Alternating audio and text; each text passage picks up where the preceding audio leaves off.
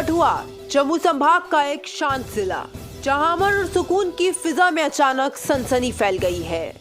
3 बेगुनाह अचानक से लापता हुए और फिर उनके शव संदिग्ध हालात में मिले। ये सिर्फ एक हादसा था या इसके पीछे कोई गहरी साजिश छिपी थी? आतंकवाद का साया था या फिर किसी खतरनाक साजिश का इशारा? आइए शुरू से जानते हैं कि आखिर कठुआ में हो क्या रहा है। जम्मू संभाग के कठुआ जिले में एक किशोर सहित 3 हिंदुओं की हत्या के मामले में हर तरफ आक्रोश का माहौल है। लेकिन आखिर ये पूरा मामला है क्या? बता दें कि गत बुधवार यानी 5 मार्च को पहाड़ी क्षेत्र के गांव महडून से सैन्यकर्मी ब्रिजेश सिंह की बारात लोहाई मल्हार जा रही थी। दूल्हे का भाई 32 वर्षीय योगेश, 40 वर्षीय चाचा दर्शन सिंह और उनका 15 वर्षीय भांजा वरुण बारात से आगे चल रहे थे। बारात रात में वधु पक्ष के घर पहुंच गई, लेकिन ये तीनों नहीं पहुंचे। इनकी काफी तलाश की गई पर इनका कोई सुराग नहीं मिला और काफी तलाश के बाद बीते शनिवार को मल्हार के ईशू नाले से इन तीनों के शव बरामद किए गए। इसके बाद से इलाके के लोग भड़क गए हैं और जगह जगह प्रदर्शन चल रहे हैं। कोई इसे टारगेट किलिंग बता रहा है तो कोई सोची समझी साजिश। और अब इस मामले पर राजनीति भी तेज हो गई है।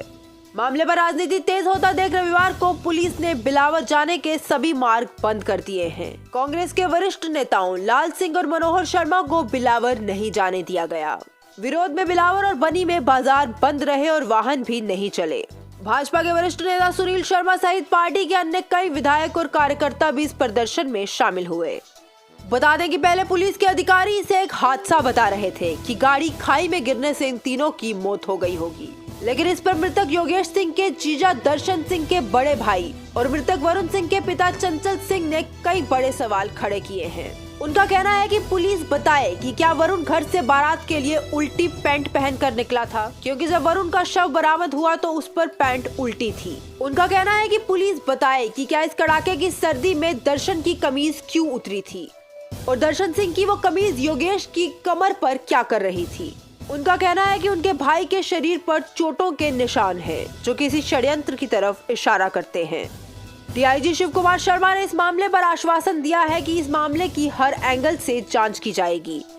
दोषी कोई भी हो, किसी सूरत में बख्शा नहीं जाएगा। जांच कमेटी गठित कर दी गई है और हत्याकांड के पीछे क्या कारण है, कौन लोग हैं, जल्द ये परिणाम सामने आएंगे। डॉक्टर जितेंद्र सिंह ने ऐलान किया कि इन तीनों बलिदानी लोगों की याद में स्मृति स्मारक का निर्माण किया जाएगा। हालांकि उससे मामला सुलझ तो नहीं जाएगा। अधिकारियों से मिली जानकारी के अनुसार इन तीनों के शव कड़ी मशक्कत के बाद निकाले गए। बता दें कि जिस रात ये तीनों गायब हुए, उसी रात दर्शन सिंह ने अपने घर पर आखिरी बार 8:30 बजे फोन किया था और ये बताया था कि हम रास्ता भटक गए हैं। जब वो घर नहीं लौटे तो पुलिस और सेना ने उन्हें खोजने के लिए तलाशी अभियान शुरू किया। सूचना के बाद से ही सेना और जम्मू कश्मीर पुलिस ने संयुक्त ऑपरेशन शुरू कर दिया था, क्योंकि इस इलाके में पिछले साल कई आतंकी घटनाएं हुई थी। इस घटना को लेकर लोगों का शक इसलिए भी गहरा है क्योंकि तीनों एक साथ लापता हुए और तीनों के शव एक ही जगह पर मिले, वो भी संदिग्ध हालातों में। कठुआ इलाके से समय समय पर आतंकवादियों की मौजूदगी की खबरें भी सामने आती रही हैं। कठुआ जिले में इस समय मामला काफी गरमाया हुआ है। राजनीतिक दलों ने इस मामले पर राजनीति भी तेज कर दी है, लेकिन सवाल तो अभी भी यही है, क्या ये तीनों वाकई रास्ता भटक गए थे या फिर किसी गहरी साजिश का शिकार हो गए हैं? क्या ये महज एक हादसा था, इसके पीछे छुपी है टारगेट किलिंग? कठुआ का यह रहस्य अभी पूरी तरह सुलझा नहीं है और सच सामने आने तक एक सवाल सबके जहन में बना रहेगा, आखिर उस रात को हुआ क्या था।